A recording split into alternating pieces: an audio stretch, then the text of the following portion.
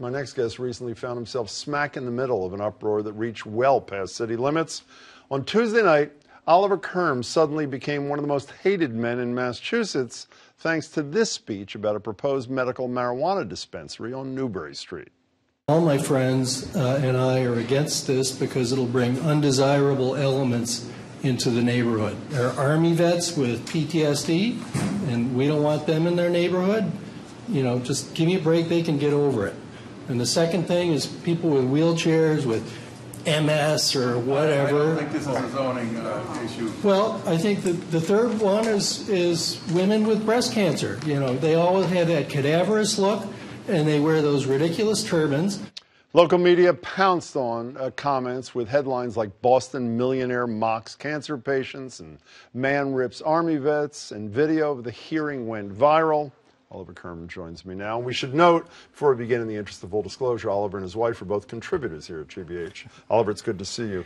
Thank you for having me. Did you wear disguise to come here, or is this how you came from your house? No, I'm trying to be back to my normal self. When did you first hear about this dispensary coming to the neighborhood, and what did you do, if anything, about it? Yeah, I heard about it in August, and it was going in on Newbury Street, right around the corner from where I live, and I thought, hey, this is great. So I fired off an email to the city councilors. And I later talked to Josh Zachem, who told me that the sentiment going into his office was 9-1 against the dispensary, which really kind of surprised me. What did you say in the email to the members of the council? Just something along the lines of, you know, it's time, this thing has been legalized, it's time that we just get rid of all the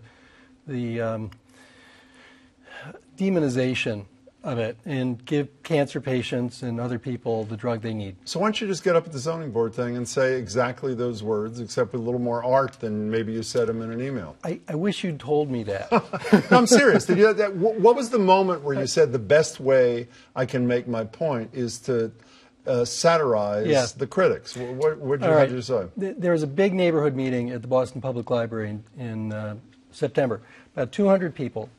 And the first two people that came up and spoke were people with multiple sclerosis. And they testified that medical marijuana was the only thing that helped them. And not only helped them, it completely stopped the progression of their disease. And it's a terrible disease. And after they spoke, resident after resident got up there and said, we don't want them in our neighborhood, and we don't want undesirable elements in our neighborhood. And we don't want to be exposed to this medical marijuana. So you wanted to mock those people, essentially? Yeah, I mean. So why didn't you? It was a mistake. I was Did you ever do anything like this that. before? I mean, in your life. No, I'm serious. In your life, on issues you cared about, did you ever get up and take this approach? Or I assume in prior incarnations you just criticized or praised on the merits, right? I haven't. But the question was, it seems so obvious to me that medical marijuana is a pressing thing that desperate people need. People with PTSD, people with MS, Parkinson's, cancer, intractable childhood epilepsy. And how do you get through to someone that doesn't see that? Like this. This is very good. I know. I should have said that, but the fact that those MS people got up there and made their claim. And didn't make it through to those everybody ignored them. Timing to me is everything. Was there a point, I'm watching this video, I've watched it about 30 times, I'm sure you've watched it about 130 times. I'm sorry, no, I haven't. Have you watched it? No, Not at all? I think I've seen it, I just saw it there and I saw it once before. Was there a point at which, you're a pretty smart guy, was there a point at which you realized maybe this wasn't, you were no Stephen Colbert, this wasn't going over exactly, or did you not realize, what was the moment when you realized this thing was a disaster? Well, all the zoning board officials were shouting at me saying, that's enough, sit down. So do you think to say I'm kidding or no? No, because I wanted to make the point. I had a longer speech where sort of at the end of it I wound it up by sort of pointing at the rest of the people and say, I know you all agree with me, don't you? And I was hoping that people would think, well, I'm against the dispensary, but I'm not against breast cancer patients, so I got to think about this. So it rolled out almost the way I wanted it to, until it got... Except you were the most hated man in Massachusetts, other than that. Yeah. I mean, so, I didn't know it was going to get put on the internet. You're most interested in correcting the record. I'm most interested in... You're not? No. What are you most interested in? No, I want to apologize. Okay. And, because I ended up hurting a lot of people's feelings, the people I was trying to advocate for.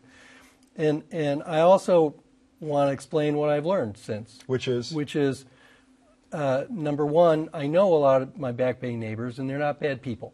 That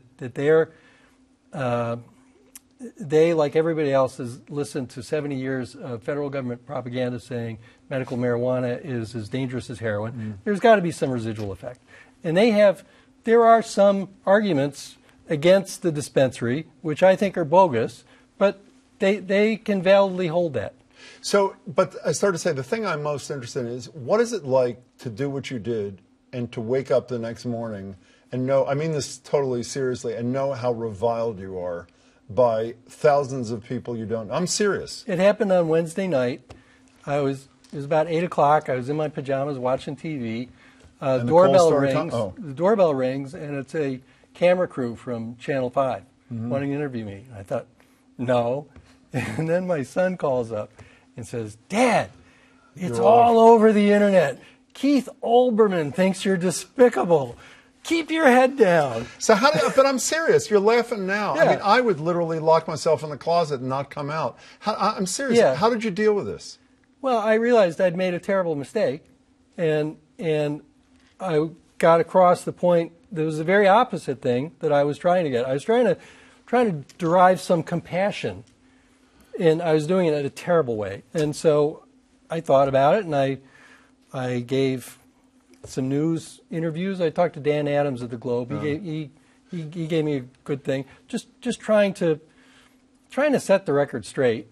Is there any solace in the fact that it was unanimously approved, even if you were not the critical players that do anything for you? Yeah, I mean, I don't think I had anything to do with it, but I was pleased that the Boston Zoning Board gave it unanimous approval without any discussion, even though the residents were probably 75% against. So good for them for doing the right thing. Ollie, thanks so much for coming. Thanks, Jim. Take care. Good to see you, Oliver Curme.